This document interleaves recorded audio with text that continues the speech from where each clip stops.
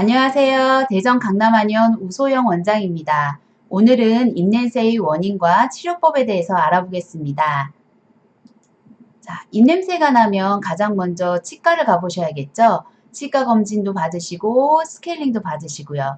또 편도결석이 걱정되신다면 이비인후과에 들러서 편도결석을 제거하고 오시는 것도 좋습니다.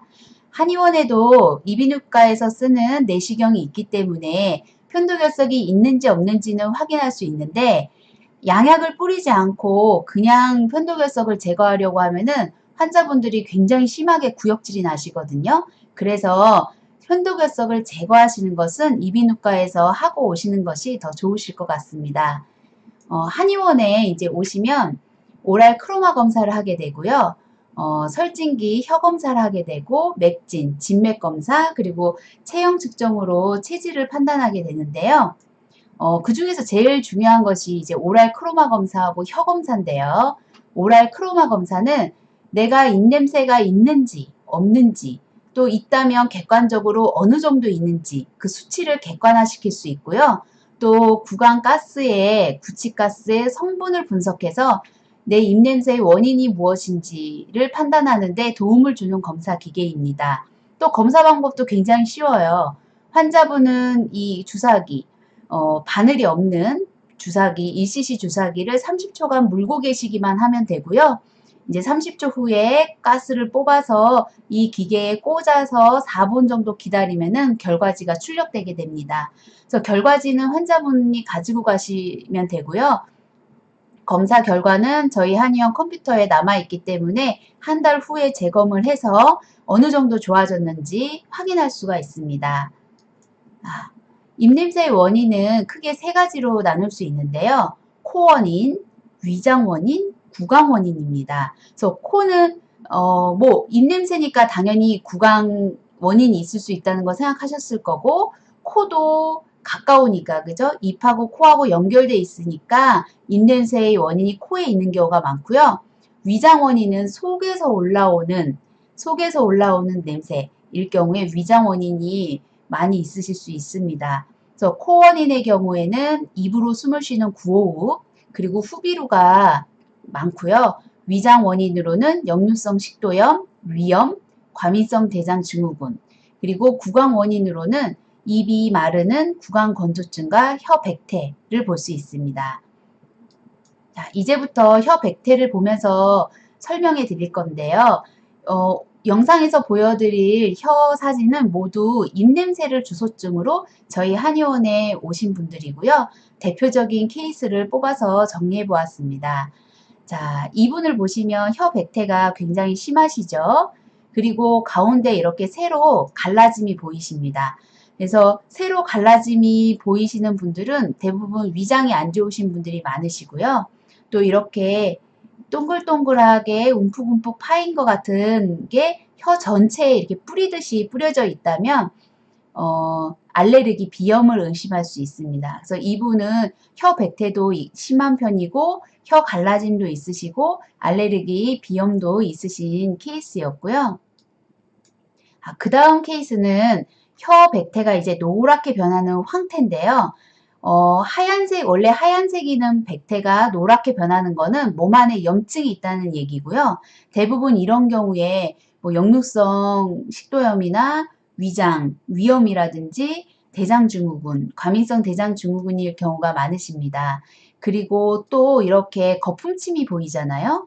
이렇게 거품침이 보이면 침이 많이 끈적끈적해졌다는 표시고 구강 건조증이 있다는 표시세요. 그래서 이제 가운데 혀 갈라짐 있으시고 혀가 이게 백태가 노랗게 변하는 황태 있으시고 또 거품침, 구강 건조증도 있으시고 그런 케이스셨는데요. 이분은 이제 술을 좋아하시는 분이셨어요. 그래서 술을 드시면 그 다음날은 백태도 더 심하고 침도 더 끈적끈적하고 입냄새도 더 많이 나시는 그런 케이스였습니다. 자, 이분은 또 백태 색깔이 또 변했죠. 이분은 이제 검은색, 검은태를 흑태라고 하는데 혀의 백태가 이제 검게 변한 거고요. 아까 보신 황태, 노랗게 변한 것보다 조금 더 발전한 거라고 볼 수 있습니다. 역시 가운데 일자 갈라짐 있으시고요. 그리고 요 심장 영역에 약간 이렇게 혀가 꺼지는 증상이 있으신데 이런 게 있으시면 좀 가슴이 좀 답답하시고 그런 이제 증상도 있으시고요. 또 혀 둘레가 이렇게 좀 빨갛고 올록볼록하고 울퉁불퉁하며 이런 분들은 음, 좀 잠을 설치시는 분들이 많고요. 이제 수면 장애도 있으시고 좀 스트레스를 많이 받는 분에게 이런 혀가 나타나게 됩니다. 이분도 입냄새가 좀 많이 심하셨어요. 자, 이분은 백태가 없잖아요, 별로. 이렇게 여기 요 정도밖에 없는데 이렇게 백태가 없는 구치도 있습니다. 그래서 이분은 특징적으로 이렇게 아까 첫 번째 말씀드린 그런 사인이 보이죠? 이런 게 되게 혀 전체에 있으시잖아요. 그러니까 이분은 코 알레르기 비염이 있으시고 실제로 입으로 숨을 쉬는 구호흡이 되게 심하셨어요. 그래서 낮에도 의식을 안 하면 저절로 입을 벌리고 입으로 숨을 쉬고 계셨고 주무실 때는 당연히 더 입으로 숨을 쉬어서 아침에 일어나면 혀가 바싹바싹 마르면서 입냄새도 굉장히 심하게 나셨고 그래서 이분은 물론 구치 치료도 같이 들어가야 되지만 코 치료도 같이 병행하셔야 되는 케이스이셨습니다. 그래서 이분도 가운데 이렇게 세로 갈라짐이 있으시죠? 그리고 약간의 위축성 설염의 증상도 보이셨고요. 자, 이분도 굉장히 어린 분이에요. 고등학생이었는데 백태는 그런대로 많이 없는 편인데 가운데 이렇게 일자 갈라짐 있었고요. 또 이렇게 거품침도 있잖아요.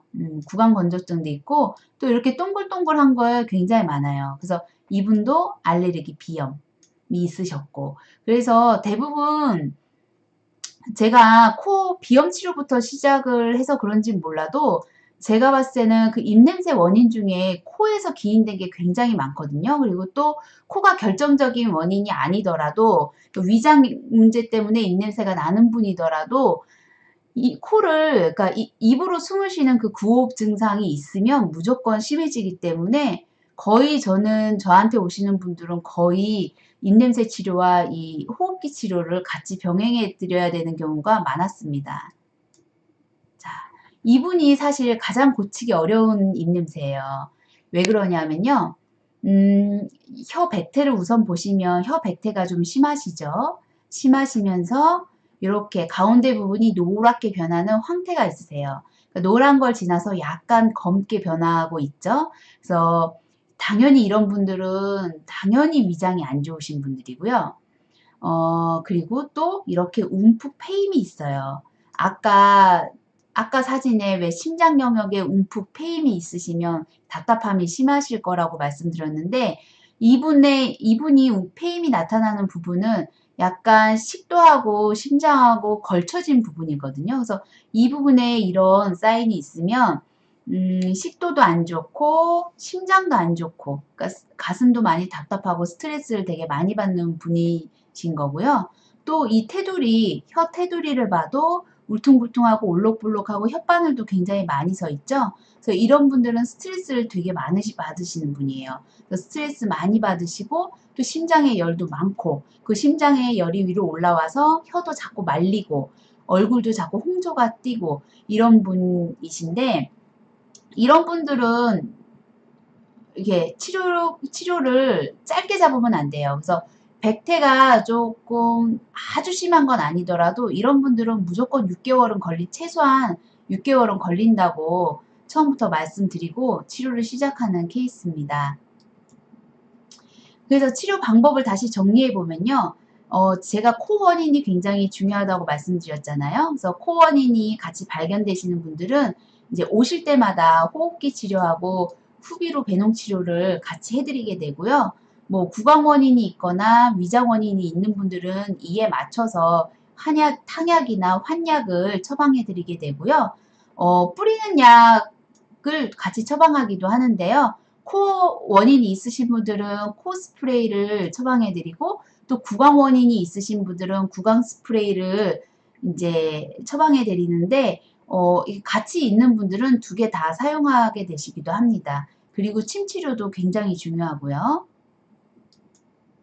그래서 입냄새 치료에 대해서 정리해보면 입냄새 치료는 오래 걸린다고 일단 생각하셔야 돼요. 그러니까 최소한 3개월은 잡고 시작을 하셔야 되고 6개월 이상 걸리는 경우도 굉장히 많으세요. 그래서 단번에 입냄새 치료를 근본적으로 치료할 수 있는 방법은 그렇게 치료할 수 있는 입냄새였으면 그렇게 심하고 오래 가지도 않거든요. 그래서 내 입냄새가 정말 한의원에 찾아서 전문적인 치료를 받아야 될 만큼 좀 심하고 오래됐다 싶으시면은 치료 기간도 좀 오래 잡고 오시는 것이 좋으시고요.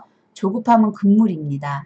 그리고 이제 알아두시면 도움되실 정보는 구호흡이 있다면 구호흡을 반드시 치료해야 됩니다. 그래서 구호흡을 치료 안 하고 입냄새가 없어질 수는 없어요. 그래서 구호흡을 반드시 함께 치료하셔야 되고요.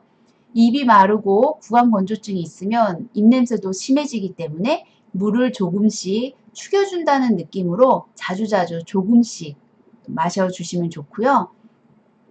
담배와 술은 당연히 좋지 않겠죠. 담배 그리고 특히 술을 마시고 설사가 나시는 분들 뭐 맥주 같은 거 드시면 그 다음날 뭐 우유도 마찬가지인데요. 맥주나 우유를 먹으면 다음날 변이 좀 묽어지시는 분들은 술을 꼭 피해 주셔야지 좋습니다.